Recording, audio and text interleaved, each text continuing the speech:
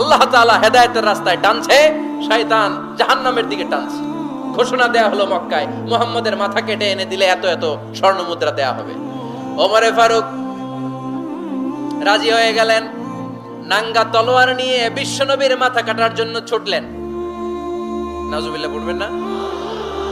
বনু জাহরা গোত্রের এক লোক বলে, আইনা ইয়া আমার, কই যাও? মুহাম্মদের মাথা কাটতে যাই। আরে মুহাম্মদের মাথা কাটতে যাও? তোমার বোন ফাতিমা বিনতে খাত্তাব আর তোমার বোন জামাই সাঈদ কদ সাবা, এরা তো ধর্ম ত্যাগ করে ফেলছে। এটা তো আমাদের ধর্ম ত্যাগ করে মুহাম্মদের ফলোয়ার হয়ে গেছে। আগে ওমর ঘর সামলাও, পরে মুহাম্মদের মাথা কাটতে যেও। ওমর ফারুক অবাক হয়ে গেলেন।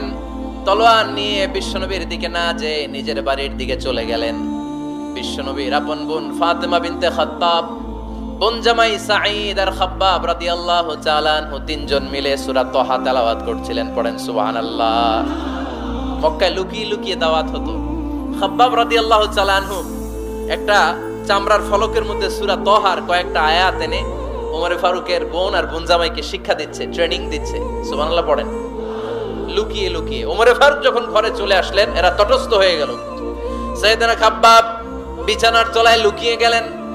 ওমর ফারুক বললেন, দরজা খোলো। ফাতিমা বিনতে খাত্তাব দরজা খোলার পরে নির্মম ভাবে সাইয়েদনা ওমর রাদিয়াল্লাহু তাআলা আনহু বোনের গায়ে আঘাত শুরু করে দিল। বোন জামাইকে আহত করতে শুরু করলো আর বলতে শুরু করলো, তোরা পাগল হলি কেন? কি আছে ওই মুহাম্মাদের মধ্যে? কি জাদু নিয়ে সে এসেছে? সে যাই বলে লোকজন পাগল হয়ে যায়, সবাই তার উপর কালিমা পড়ে ঈমান এনে ফেলে। কি এমন জিনিস তোদের কাছে আছে যেটা দেখে মুহাম্মদকে তোরা ভালোবাসলি? কি আছে? কি পড়তেছিলি আমারে দেখা। ফাতেমা বলে, ইন্নাকা রিজসুন লা ইয়ামাসসুহু ইল্লাল মুতাহহারুন। ও আমার ভাই ওমর, তুমি নাপাক। তুমি কি? লা ইয়ামাসসুহু ইল্লাল মুতাহহারুন, পবিত্রতা অর্জন না করে এই কোরআন ধরা যায় না। সুবহানাল্লাহ পড়েন। ওমর ফারুক গোসল করে আসলেন, কারণ ধাক্কা তো আগে কয়েকটা খাইছে। কথা বোঝেন নাই বোধহয়? প্রথমে দোয়ার ধাক্কা, পরে কোন সূরা দিয়ে ধাক্কা? হাক্কা দিয়ে ধাক্কা। 3 নম্বরে এখন আরেকটা ধাক্কা খাবে।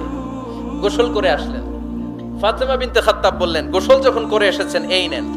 ওমর ফারুক এবার চামড়ার কাপড়ের মধ্যে সূরা তাহার প্রথম আয়াতের দিকে নজর করলেন। নজর করেই কোরআনের প্রেমে পড়ে গেলেন। পড়েন সুবহানাল্লাহ।